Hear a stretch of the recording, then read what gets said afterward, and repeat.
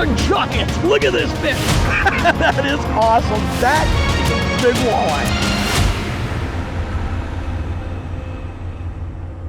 Next up, it's spring walleyes, and there is nothing more fun than catching them while pitching jigs. Today, though, is one of those days where you have to have an open mind regarding location, because these fish are scattered from the base to the tops of our chosen structures.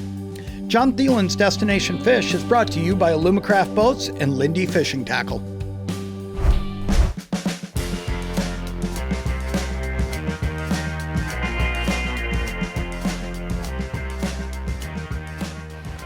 There he is. Got him that time. All right. I think we'll need the net on this one, but I think, let's see. Yeah, this is a good fish. Good way to start here. You know, it's funny how that works. You know, we started on a hump that you didn't see earlier. Good walleye to start. Here we go, coming up. Got him? All right. Look at that, that's what we're chasing today. And I'll tell you, we started on a spot a little bit salty here, and fish just weren't there. And it just goes to show we're on a spot that now this second one that's real similar to that first one. But we started out a little bit off the deep edge and slid up on top because there's just that little bit of wind, and that's all it takes. And the locator's showing some activity down there too. Yeah. You're starting to see some stuff, so good move. That's a good way to start the day. He's gonna go in the live well, and he's going home for dinner tonight. Man, that's awesome. Isn't it? Aren't these pretty fish? Look at how dark that walleye is. I mean, just that golden. You know, some lakes, you get that whiter tinge to them. Canada, you get really, really dark. But you know, some of these lakes like we're on today, where you have a mix of northern Minnesota structure and yet weeds, you get those golden walleyes. Man, that's a pretty one right there. That is a pretty one. There they are. Get them right away. Look at that. Huh? You put me right on top. It was a good fish. I mean, when I saw him, I knew it was a good fish. Nice walleye. Good keeper. Good job. Look at that. Back to what you said about electronics earlier. Yeah. I mean, we just said there, let's just move around a little bit. Let's just do a little looking. And that quick, there he is. Dan, down at LeCans Marine, you guys sold a ton of Alumacrafts over the years. Yes. And you add that to the fact I've driven these Alumacrafts for over 20 years. And I'll tell you, I don't think that there is a boat that I find to be more stable than what these Alumacrafts are. I mean, they're just a heck of a boat all around. Another great keeper fish. And what I can add to that is I'm an Alumacraft boat owner myself. I just got back from Lake Erie. Yep. Big wind, big water, huh? Mother Nature, it can be rough. That boat performed in that wind, and there was times where I was going 15, 20 miles. Yep. And not one time did I ever feel uneasy. Right. Or that I shouldn't be here. Right. And I went out there and I caught the fish. And you know, it's because of the Alumacraft boat.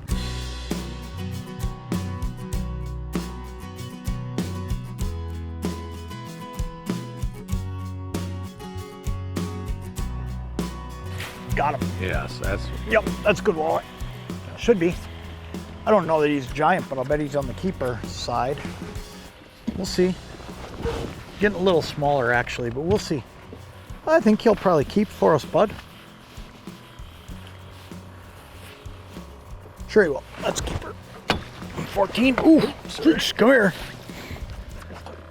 Great little 13, 14 incher, awesome eater. We'll throw him in. But we're doing some looking around, and we come across these fish that are back off the back edge of this. They're in the exact wrong location compared to walleye wisdom, right? But they were stacked up. They were stacked in there, and that's what you want to look for. Right, and I think one of the things we got going on is the wind that we're going to get this afternoon isn't up yet. And I know there's fish that are working this hump.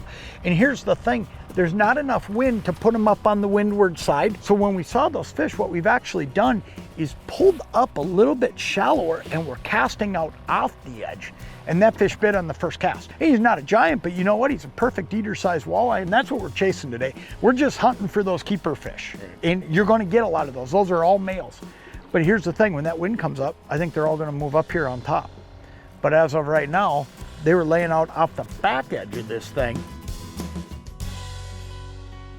John Thelen's Destination Fish is brought to you by these fine sponsors.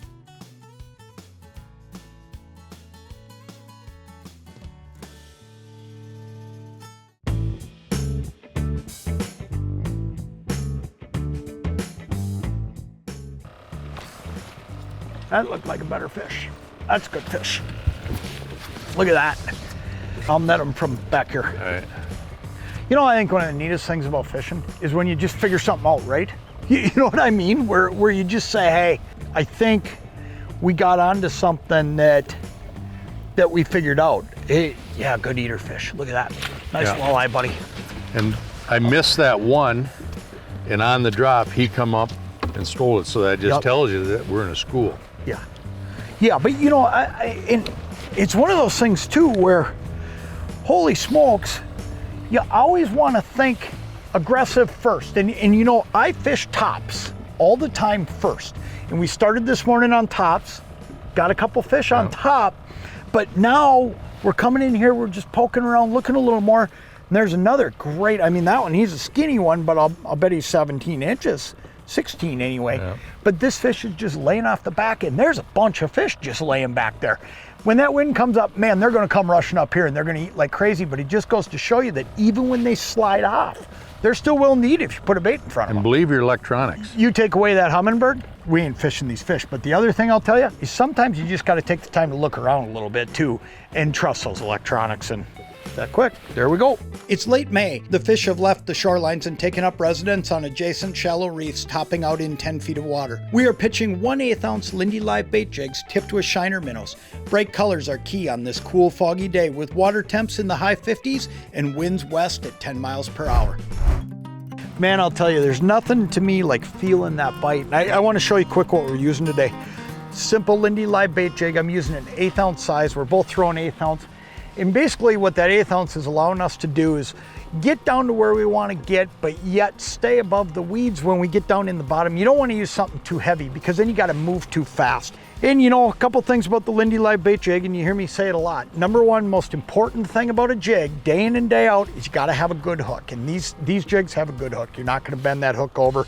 You can fish super line and you're not going to have issues with it. I don't care if I'm fishing smallmouth bass like I was yesterday, or walleye fishing today. It's a good solid hook. And then you've also got a clean line tie every single time. Comes in a variety of colors, variety of sizes. You can always find what you're looking for with that style of jig. There he is, got him. Nice. Good fish. That won't go in the box, this is good fish. Man, just goes to show, just look around. Yeah. All we did is trolled around looking for these fish. One trick I'll tell you though, that I've changed over the last couple of years, is good fish, is we did it with the Minn Kota electric. We didn't do it with the big motor. As this water continues to clear, nice walleye. Fish, John. This water clears up because of these zebra mussels, and it just continues to do it. And the more and more, look at that, got himself unhooked for me right there. The more and more it does it, the more and more I'm gonna tell you, I'm relying on the electric trolling motor to work around, especially on little spots like this, because that fish right there, he's gonna get spooked on you. If you drive over the top of him with that big motor, as this water's cleared up, more and more and more, we're finding that we spook them. So I used the Minn Kota, and I'm just looking around, and when we find them, a lot of times I drop a waypoint, and then I turn back around, we put her in spot lock, throw back to them, and bam. Yep. All right, that was a good one. You know what? I just had a good feeling when we saw those fish turn on and they got back to them. You handpicked him. There's no doubt. Yep, he was a hand-picked 20-incher. Man, that was a great day on the water. It's always fun when I can get Dan in the boat. Hey, I'm closing today's show down at LeCans Marine, and I'll tell you what, they sell a heck of a lot of boats. And before we go today, I want to tell you just a little bit about their great dealership. LeCans Marine, located just south of the Twin Cities in Faribault, Minnesota, has everything you need to get out on the water with family and friends this summer. LeCans Marine is a full-service marine dealership offering sales, service, and off-season storage. LeCans carries a selection of fiberglass and aluminum boat brands, including Alumacraft boats as well as several pontoon brands. You can power any of these boat models with a variety of outboard brands, including Yamaha, Suzuki, and Mercury outboards. If you're in the market for a new boat or any of the other services they offer down here at LeCans, get down here and see them or check them out at lecansmarine.net. Tell you what, these guys do a great job. Hey, be sure to check back next week for another great episode of John Thelen's Destination Fish. Closed captioning for John Thelen's Destination Fish is brought to you by Formula Propeller. John Thelen's Destination Fish has been brought to you by these great sponsors.